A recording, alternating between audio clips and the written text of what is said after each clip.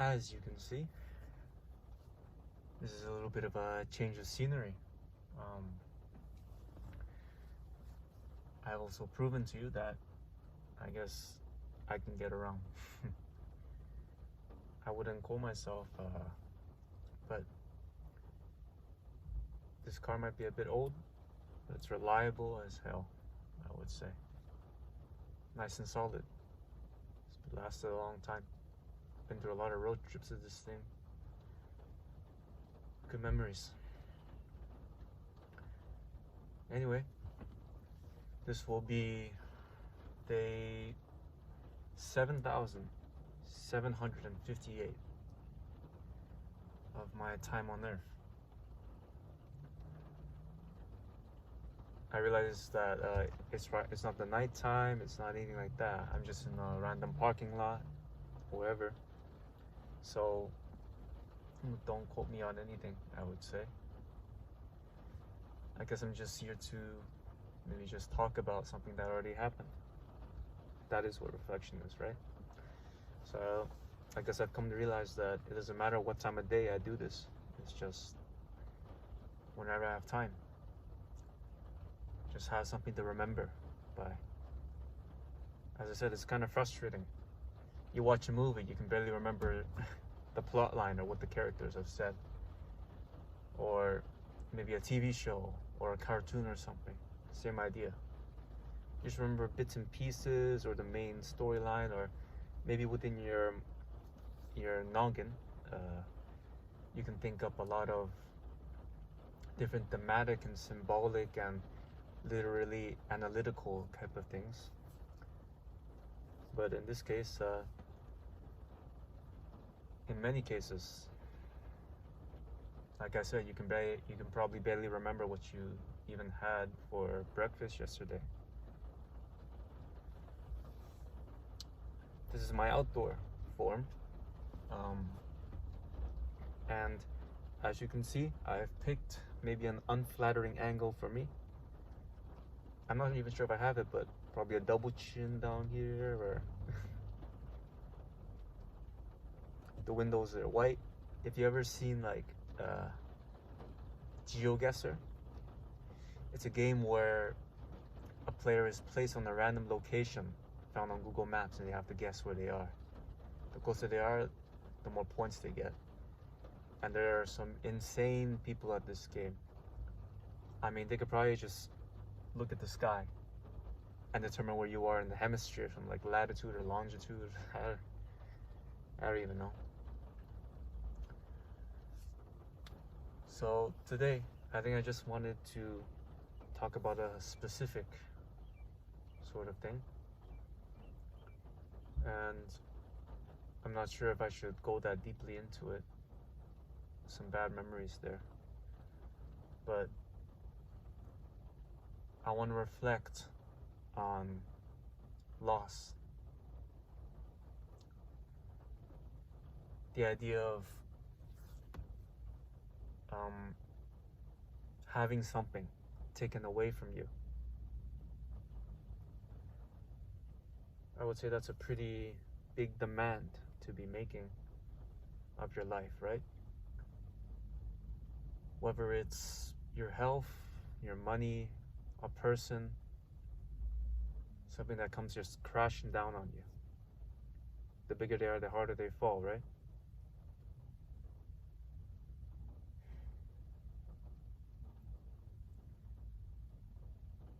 I think I've had 3 main losses in my life that I can probably recall pretty hard. I think the first one I wanted to really dive into was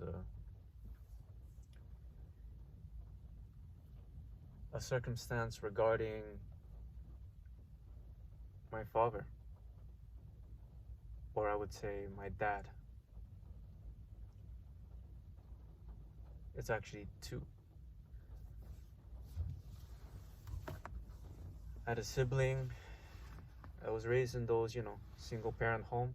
My mom would raise two children by herself, you know, sending them to daycare and feeding them and making dinner and going to work every day. And I would say that me and my sibling, we both reacted differently to this, just for some pretty bad reasons, right? My father and my mother, there was a lot of tension and a lot of stuff that happened between them, and eventually there was a lawsuit, or there was a court hearing, and now my father's back in another country, the one he came from. I'm from an immigrant family, you know. I've always I always had a hard time understanding the difference between an immigrant and an emigrant. Immigrant is somebody that is looking for a better life, obviously, coming for some pretty serious reasons, like maybe a refugee or somebody has to flee their country. I think that's what it means. Emigrant is somebody who's moving over to another country for work reasons. So I think, don't quote me on that. If you gotta correct me, just correct me. But yeah. So from when I was 4, I watched the police take my father away from our house after a big altercation. A lot of shouting, a lot of stuff, some dangerous stuff happened. And after that, he would come to try at least visit every Christmas, around every time. He'd meet at a nearby hotel. We'd get driven over there, and we would get to spend the day with him. He'd give us toys and whatnot. The main problems he had were with my mother, not with my brother or me. My father treated my mother pretty horribly, but he never really did anything to us, me and my sibling. From my mother's own words, there's something kind of insightful. Even a tiger will love his own children. Pretty deep. But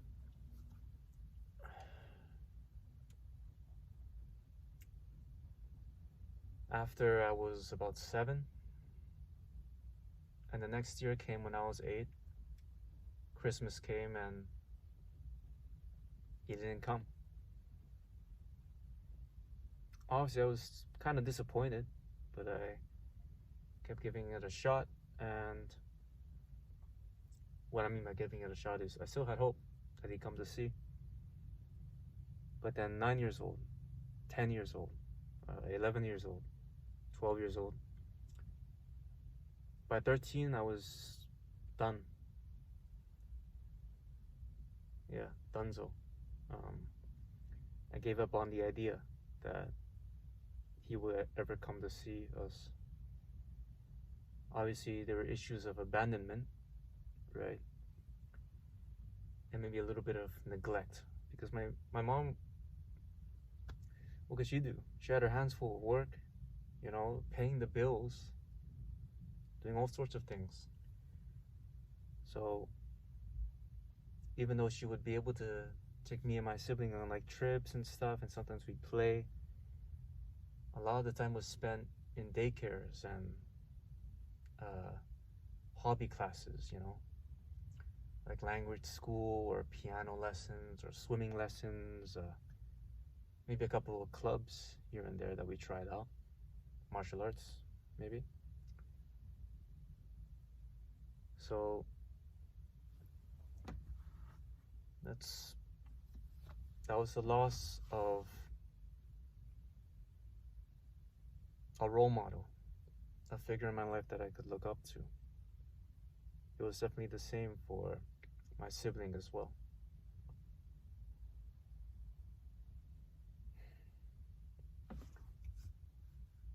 At some point,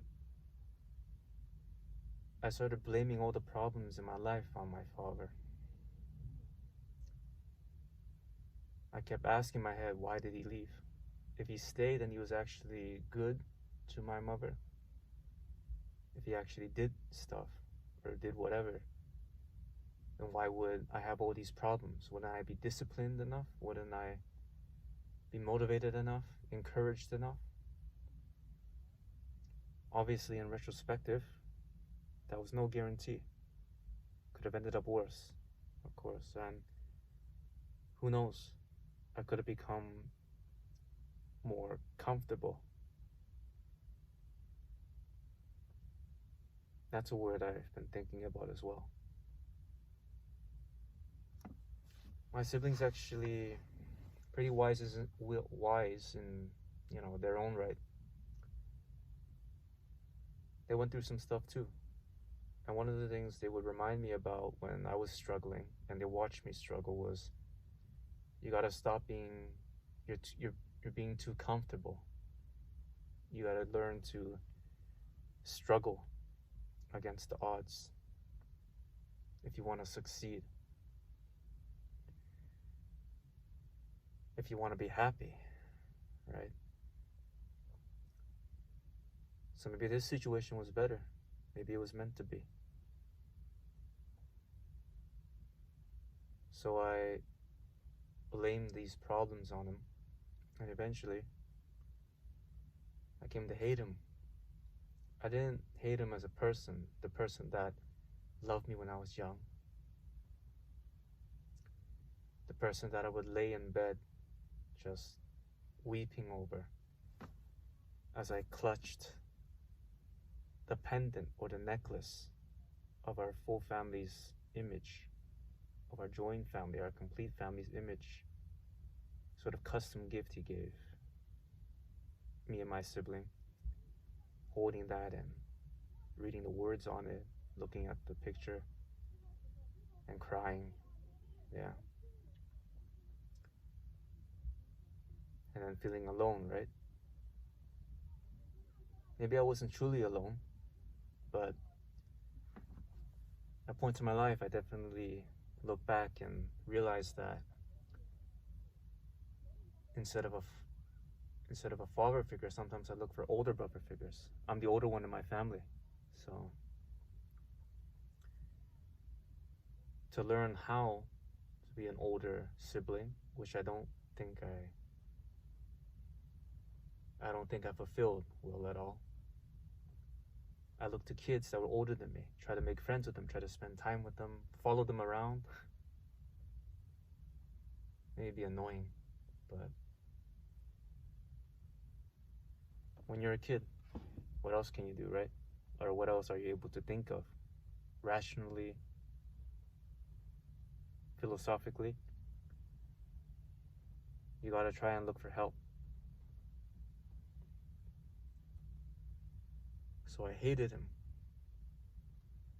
And I hated him so much that at some point I wanted to hunt him down one day, travel to that country he was staying at and just basically beat him to death. As if I could be the judge of that. As if I could understand.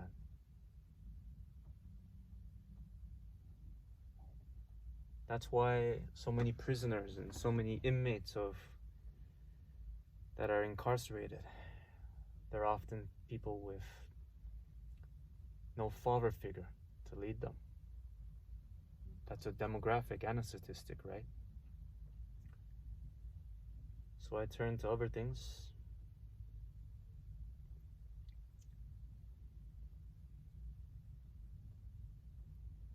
The next part about loss was through my dad. I would say there's a difference between a father and a dad. That's what my dad taught me. If we look at it from a legal perspective, he was kind of my stepfather. He and my mom weren't truly married, but we lived together. Common law, if you know that. He came into my life when I was 12. At first, we weren't very receptive to him. It's just that our house had a problem and he was kind enough to fix it. And he expressed interest. And turns out he knew some people that we knew. And over time, my mom and him got closer. And then one day he decided to move in. He brought his own fair share of problems, that's for sure. He didn't have a father figure. He had to leave home at the age of 14. He chose to do that and just work on the streets by himself. And he had a really bad marriage too. He had 2 kids that he couldn't even meet anymore. They were like somewhere else and all grown up.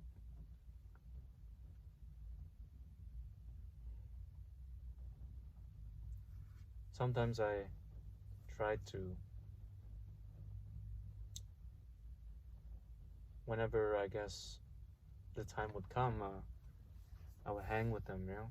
He would talk to me about some good figures in history like Nikola Tesla and Einstein and some of their views and perspectives on life. Did you know that Nikola Tesla, you know, he died poor in his apartment for, I don't know if it was a disease or maybe even an attack or whatnot.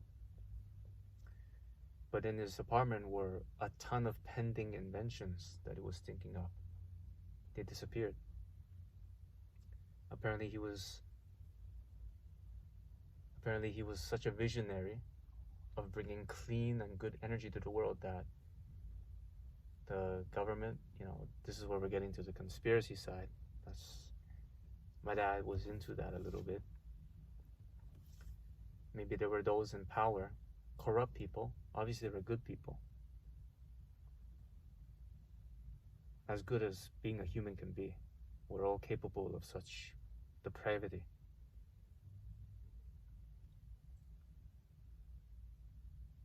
He apparently had a patent or an invention going to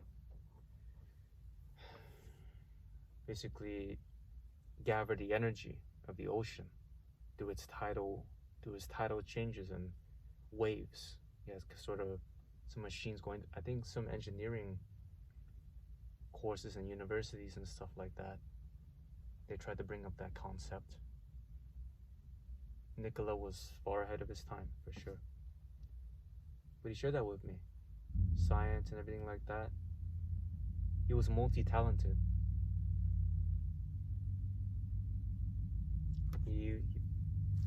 He had martial arts. He was a great artist. Good painter, good drawer, good sketcher. He was a handyman too, spending his whole life just fixing things for other people, right? Or I think the thing that mattered most was his character. He never ever made an attempt to abuse my mother in a way that she already had been.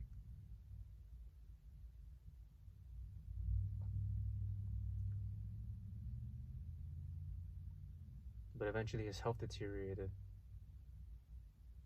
He was just, I guess he was experimenting a lot on himself, buying so many supplements and different things, having so many thoughts, and I guess working himself to death. He worked in security. He felt that was his calling, to protect and keep the peace of the common people, to prevent theft, you know, and to prevent violence. That's the main issue, right? He would stand for long periods of time, work the graveyard shifts, you know. And sometimes he would try to advocate for the betterment of the facilities he was working at. And oftentimes he would be reprimanded for that.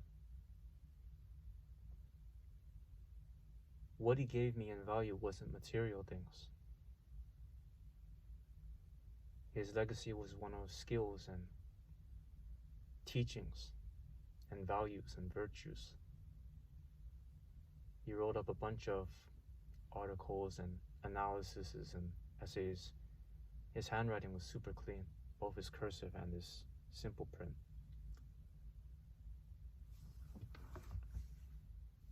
So he eventually passed away from terminal liver failure. His midsection swelled up, he had hernias, and if you know what a hernia is, it's like a hole in your gut basically, or a tear in your gastrointestinal system. Lots of fluid built up in his midsection, had to be taken out by a tube and everything, and sometimes there was a patch on the holes where the tube had to be inserted. They would leak and that would be changed, and he had bronchitis. At this point, he was, getting on in years. The years of working so hard and providing for himself, and just the mental anguish and emotional pain that was dealt to him in the life he was never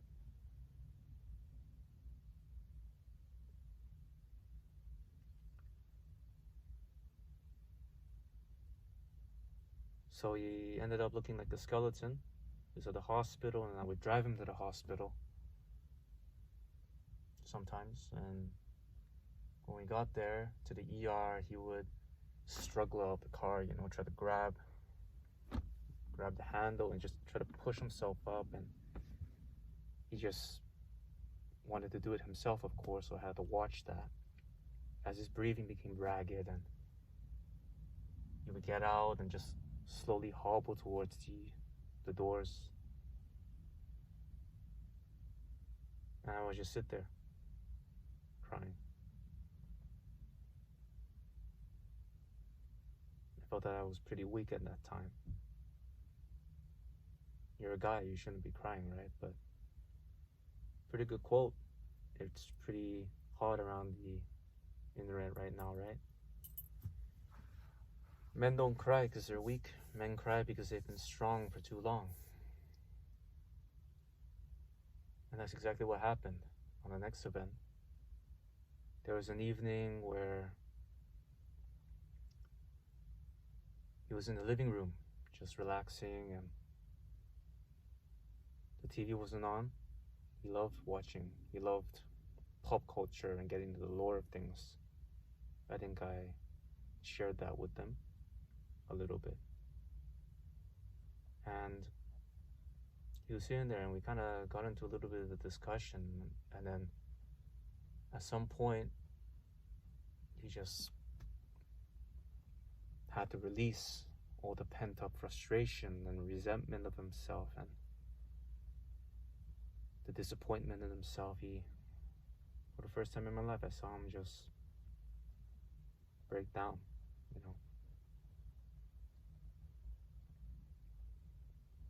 unapologetically, well, maybe because he apologized for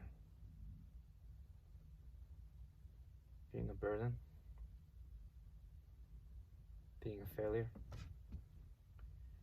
being shameful. He couldn't help anybody. He's gonna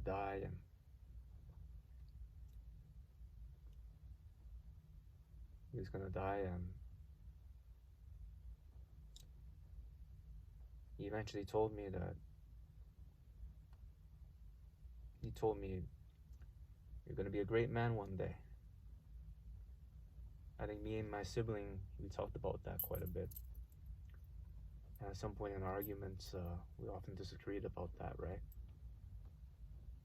The thing that causes me to crack is someone trying to comfort me, telling me I'm good, telling me I'm a wonderful person, or telling me I deserve better when I clearly don't believe that I don't. So for him to say that to me in his weakest moments, in his most vulnerable moments, he continued, you're gonna be that, even if I'm not there.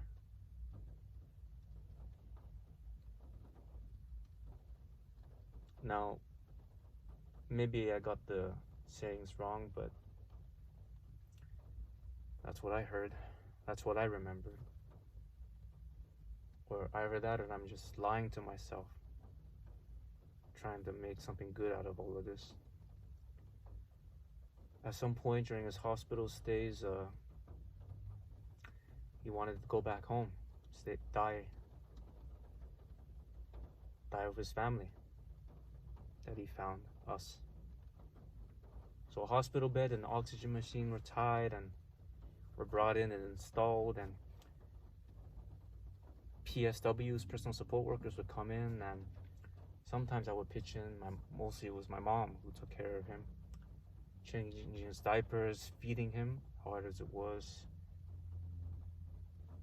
monitoring him.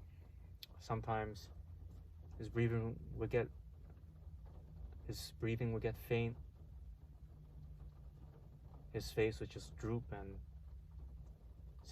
there's this one time we called the emergency department. They came over, but because in the hospital my dad signed NRF, a non-resuscitation form, so they can't use the AED on him to shock his heart alive or do CPR on him, because what was the point, really? He was so deteriorated that it would only bring more pain. So they would come, and they couldn't do anything, obviously, other than take him to the hospital and just keep him alive, keep him suffering for that much longer.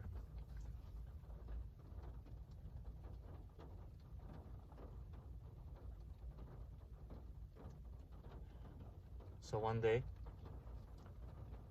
he passed last year, and I wasn't there. I wasn't there when he passed away. I was there at his funeral, seeing his body in the coffin and watching it being lowered, the rites being read, but I wasn't there.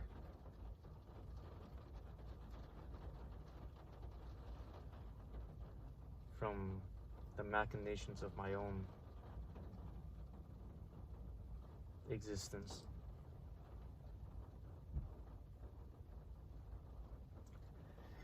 I try to visit his grave every single week. There's a flower store, flower garden, or flower shop, a florist near the cemetery, so just grab a single stem, go there, and I used to sing to him from time to time. He kind of liked it. He maybe corrected me a couple times, but when I go there, I sing a couple songs and come back the next week.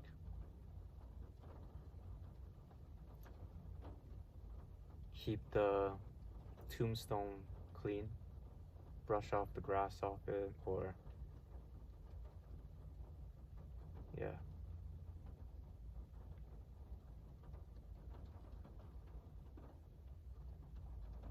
it feels as though whenever I've had something I thought could stay,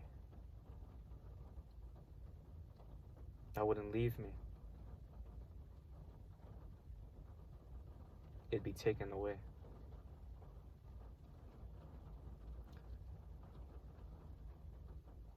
So that's sort of my perspective. I think the third thing that I lost, it'll be something I'll talk about in the future, for sure.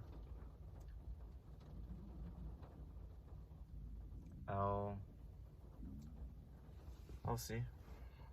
Yeah. But I think the next thing is to maybe talk about very soon is the main belief that got me out of that pit. So, open your mind, fill your heart, gather your strength, and guard your soul.